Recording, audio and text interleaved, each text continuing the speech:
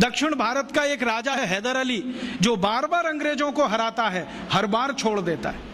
उसी का बेटा है टीपू सुल्तान, बार बार हराता है, छोड़ देता है, लेकिन एक बार टीपू सुल्तान हार जाता है तो अंग्रेज उसका मर्डर कर देते हैं, छोड़ते नहीं। तो हम अपने ज्ञान से कहीं वंचित हुए होंगे।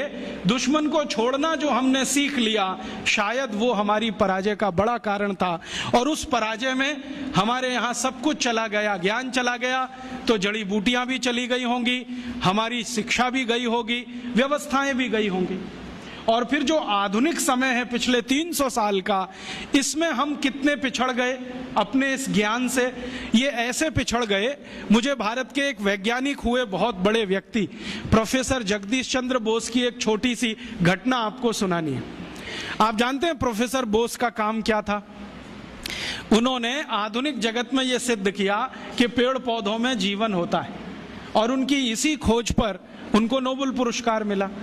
जब वो ये प्रयोग कर रहे थे कि पेड़ पौधों में जीवन होता है, तो उन्होंने अपने हाथों से लिखे हुए लेखों में ये कहा है कि मैंने मेरे घर में कुछ पौधे रखे, आधे आधे उनका बंटवारा किया, एक हिस्से में कुछ पौधे, दूसरे हिस्से में कुछ पौधे।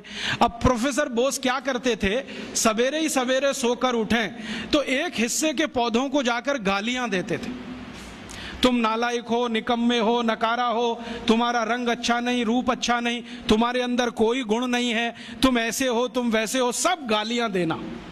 और दूसरी तरफ के जो पौधे थे उनको वो प्रशंसा करते थे, तुम बहुत अच्छे हो, बहुत सुंदर हो, तुम्हारे गुण बहुत अच्छे हैं, रूप रंग बहुत अच्छा है, तुम तो गुणों की खान हो, ऐसा ऐसा रोज बोलते थे। फिर प्रोफेसर साहब खुद अपने लेख में लिखते हैं 6 महीने तक उन्होंने ये किया, और दोनों ही पौधों को पानी बराबर दिया, खाद बराबर दिया, समय पर सब कुछ दिया, लेकिन कुछ पौधों को गालियां दी और कुछ को प्रशंसा किया। 6 महीने के बाद परिणाम ये हुआ कि जिन पौधों को गालियां दी गई वो सब सूख गए, सब सूख गए, एक भी हरा नहीं बचा। और जिनकी प्रशंसा की वो 2 गुने से ज्यादा बड़े हो गए। तो प्रोफेसर साहब लिखते हैं कि ये पौधे भी गालियां और प्रशंसा को समझते हैं। अब इसको मैं समझाता हूं आज के हिसाब से।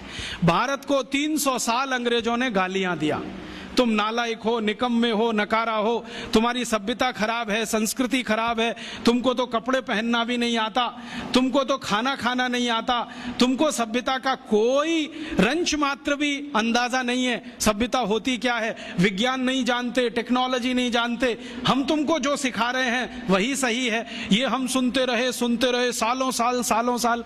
भाई साहब, जब 6 महीने में पौधे सूख गए तो 300 साल में ये भारत भी सूख गया।